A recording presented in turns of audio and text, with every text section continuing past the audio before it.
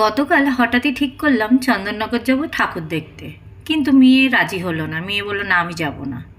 তো আমি আর বর দুজনে মিলে বেরিয়ে পড়লাম চন্দননগর ঠাকুর দেখার উদ্দেশ্যে। সেই মতো বাড়ি থেকে বেরিয়ে স্টেশনে পৌঁছে দুজনের জন্য দুটো টিকিট কেটে উঠে পড়লাম ট্রেনে।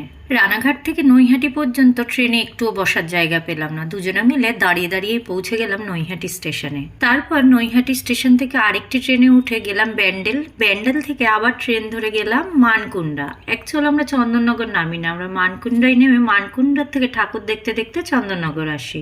আমরা যখন মানকুন্ডা স্টেশনে নামলাম তখন ঘড়ির কাঁটা 7:16 ঘরে। আর কি প্রচণ্ড ভিড় দেখুন। যাই হোক, সেই সব ভিড়টির পার করে স্টেশনের বাইরে গিয়েই প্রথমেই এই মাকে দর্শন করলাম। এই পুজোটির আয়োজন করেছে রেলওয়ে হকার্স কমিটির পক্ষ থেকে।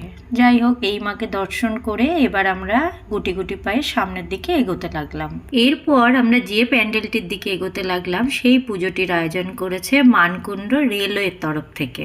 সব থেকে মজার ব্যাপার দেখুন, এত মানুষের ভিড় কিন্তু কোনো ঠেলাঠেলি নেই, কোনো গুতোগুতি নেই, সুস্থ সুন্দরভাবে সকলে চলেছে ঠাকুর দেখতে। এবার আপনারা বলুন তো, কে কে কালকে সিনেমাটা দেখেছেন?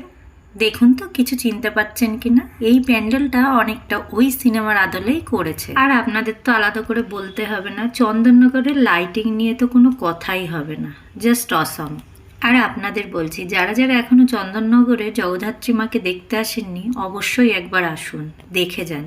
কত সুন্দর যে মূর্তি হয় মায়ের, সে আমি ভাষায় প্রকাশ করতে পারবো না। প্যান্ডেলটির ভেতরের দিকে একটু বুদ্ধিস্ট ব্যাপারও রেখেছে। আর সব কিছু তো মোবাইল ক্যামেরায় দেখানো সম্ভব নয়, তাই যেটুকুনি পারলাম আপনাদের জন্য ভিডিও করে নিলাম। এরপর আসবো মায়ের দর্শন করাতে। একটা ভিডিওর মধ্যে তো সব প্যান্ডেল দেখানো সম্ভব নয়, তো আজ এটা দেখালাম। নেক্সট ভিডিওই আরও একটি প্যান্ডেল আর আরও একটি জগদ্ধাত্রী মায়ের মুখ নিয়ে আপনাদের সামনে হাজির হয়ে যাব। আর আমার তৈরি এই ছোট ছোট ভিডিওগুলি আপনাদের কেমন লাগছে অবশ্যই কমেন্ট করে জানাবেন।